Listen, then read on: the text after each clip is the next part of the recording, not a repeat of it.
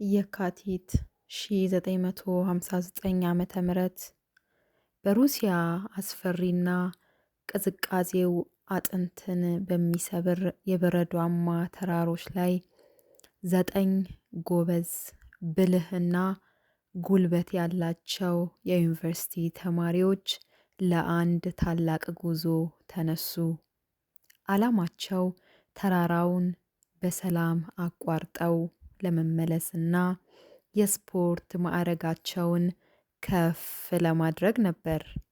ነገር ግን መድረሻቸው ላይ ሳይደርሱ በአሰቃቂ ሁኔታ በድንገት ድርግም ብለው ጠፉ። ከሳምንታት ፍለጋ በኋላ ግንባር ቀደም የነፍስ አድን መርማሪዎች የወጣቶችን ድንኳን ሲያገኙ ያዩት ነገር መላውን ዓለም በድንጋጤ የሚያናውጥና የሩሲያን ባለስልጣናት ግራ የሚያጋባ ነበር። ድንኳኑ ከውጭ ሳይሆን ከውስጥ በኩል በቢላ ተቀዷል።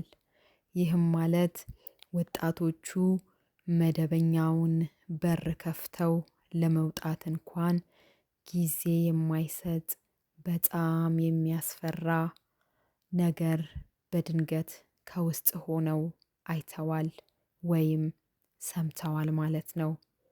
ይበልጥ የሚዘገንነው ግን 9ኙም ወጣቶች ምንም አይነት የክረምት ልብስ ሳይለብሱ፣ አንዳንዶቹ በውስጥ ልብስ ብቻ በባዶ እግራቸው በበረዶው ላይ ተበታትነው ሞተው መገኘታቸው ነው። የአንዳንዶቹ አጥንት ልክ በከፍተኛ ፍጥነት በሚጓዝ መኪና እንደተመታ አካል በውስጥ በኩል ተሰባብሯል። ሌሎቹ ደግሞ ምላሳቸውና ዓይናቸው በሕይወት እያሉ ተነቅሎ ወጥቷል። በዚያች አስፈሪ ሌሊት በዲያትሎቭ ፓስ ተራራ ላይ ምን ተከሰተ? ወጣቶቹን እንዲህ በጭካኔ የገደላቸው ምን ይሆን? ሰላም ጤና ይስጥልኝ። ዛሬ በዓለም ታሪክ እስካሁን መልስ ያጣለትን ታላቁንና ዘግናኙን የዲያትሎቭ ፓስ እንቆቅልሽ በጥልቀት እንመረምራለን። አብራችሁኝ ቆዩ። ይህንን ታሪካዊ ጉዞ የመራው ኢጎር ዲያትሎቭ የተባለ የ23 ዓመት ጎበዝ የፖሊቴክኒክ ዩኒቨርሲቲ ተማሪ ነበር። ከእሱ ጋር 7 ወንዶችና 2 ሴቶች ነበሩ። እነዚህ ወጣቶች ዝም ብለው ለሽርሽር የወጡ አማተር ተጓዦች አልነበሩም። እያንዳንዳቸው በተራራ መውጣት፣ በበረዶ ላይ መንሸራተትና በአስቸጋሪ የአየር ንብረት ውስጥ የመኖር ከፍተኛ ልምድና የምስክር ወረቀት ያላቸው ፕሮፌሽናሎች ነበሩ። በመሆኑም ጉዞው ምንም ያህል አስቸጋሪ ቢሆን ያሸንፉታል እንጂ ይሸነፋሉ ተብሎ በፍጹም አልተገመተም ነበር። በጉዟቸው መጀመሪያ ላይ 10 ሆነው ነበር የጀመሩት።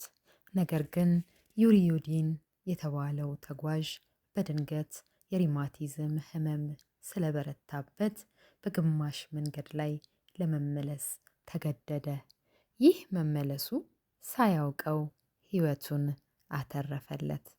ከመሰናበታቸው በፊት ጓደኞቹን ለመጨረሻ ጊዜ አቅፎ ተሰናበታቸው። ቀሪዎቹ 9ኙ ተጓዦች ጉዟቸውን ቀጠሉ። የካቲት 1 ቀን በአካባቢው ተወላጆች ቋንቋ የሞት ተራራ ወይም ሆላት ያህል ተብሎ በሚጠራው ስፍራ አቅራቢያ ደረሱ። የአየር ሁኔታው እየተበላሸ በመምጣቱ ተራራው ግርጌ ላይ ድንኳናቸውን ተከሉ። ከምሽቱ 4 ሰዓት አካባቢ እራት በልተው እየተጫወቱና ማስታወሻ ደብተራቸውን እየጻፉ ተኙ። ያቺ ሌሊት በሕይወት ያሉበት እና በደስታ የሳቁበት የመጨረሻዋ ሌሊት ነበረች። ወጣቶቹ በተቀጠረላቸው ቀን ማለትም የካቲት 12 ቀን ለዩኒቨርሲቲው የስፖርት ክለብ ደብዳቤ ወይም የቴሌግራም መልእክት መላክ ነበረባቸው። ነገር ግን ቀኑ አልፎ ሌላ ተጨማሪ ቀናት ሲቆጠሩ ምንም አይነት መልእክት አልመጣም።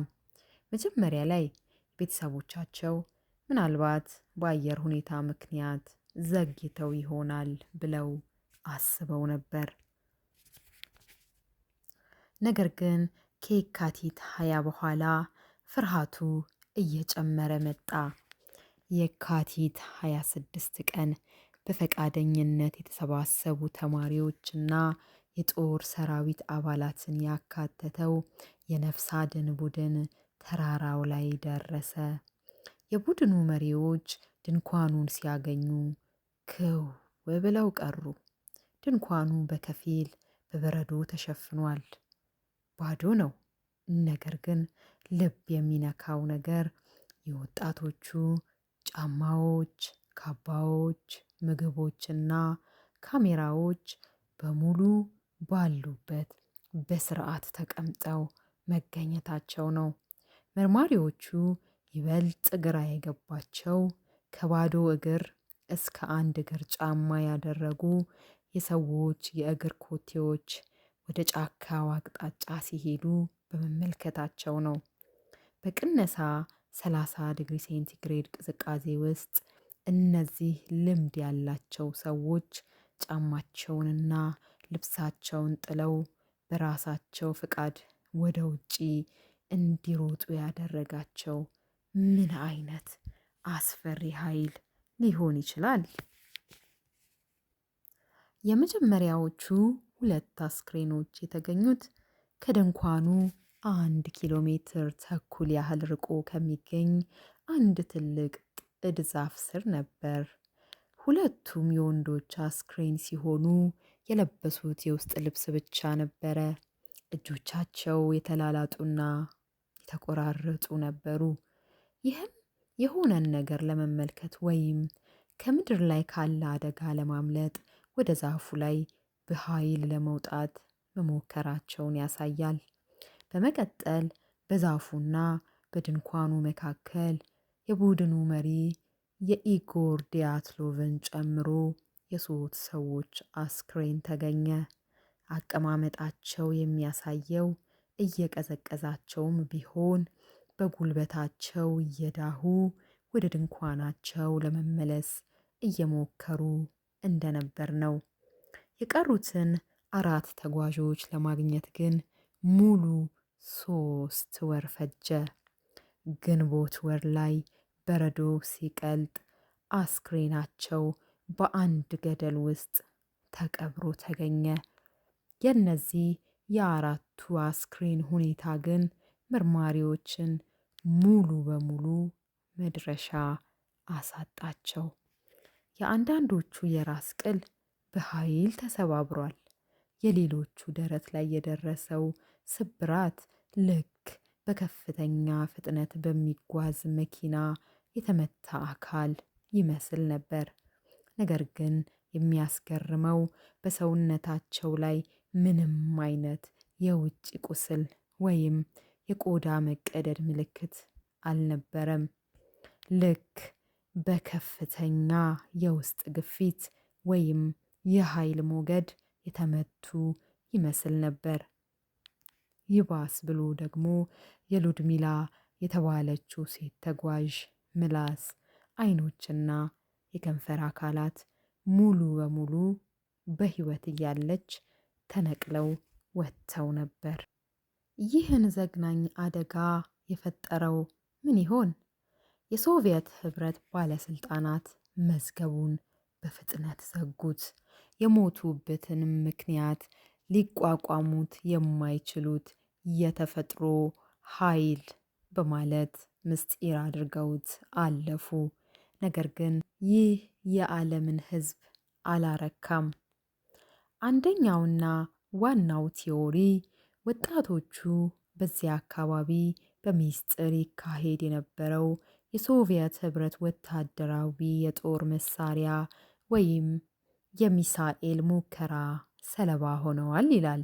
ምክንያቱም በወቅቱ በአካባቢው የነበሩ ሌሎች ተጓዦች በሰማይ ላይ የሚበሩ የሚስጥር ብርሃናትን አይተናል ብለዋል። ይባስ ብሎም የወጣቶቹ ልብስ ላይ ከፍተኛ የራዲዮ አክቲቭ ጨረር ተገኝቶ ነበር። ሁለተኛው ቲዎሪ ደግሞ በተራራው ላይ የሚኖረው የበረዶ ሰው ወይም የቲ ጥቃት አድርሶባቸዋል ይላል። በቅርቡ በ2020 የተደረገው የሳይንስ ጥናት ደግሞ ካታባቲክ ዊንድ የተባለ ድንገተኛ የበረዶ ናዳ ድንኳኑን ስለመታው ፈርተው ወጥተዋል ቢልም የሰውነታቸው የውስጥ ስብራትና የተነቀሉት የሰውነት ክፍሎች ግን አሁንም በሳይንስ አልተመለሱም። እውነታው ግን እስካሁን ከ9 ወጣቶች ጋር በዚያ ስፍራ የበረዶ ተራራ ውስጥ ተቀብሮ ቀርቷል። እናንተስ በዚህ ታሪክ ላይ ምን ታስባላችሁ? የትኛው ቲዎሪ እውነት ይመስላችኋል? ሀሳባችሁን ኮሜንት ላይ ያስቀምጡልኝ። ቪዲዮውን ከወደዳችሁት ላይክ እና ሰብስክራይብ ማድረጋችሁን አትዘንጉ። በሌላ አስደናቂና ሚስጥራዊ ታሪክ እስክንገናኝ ሰላም ቆዩ።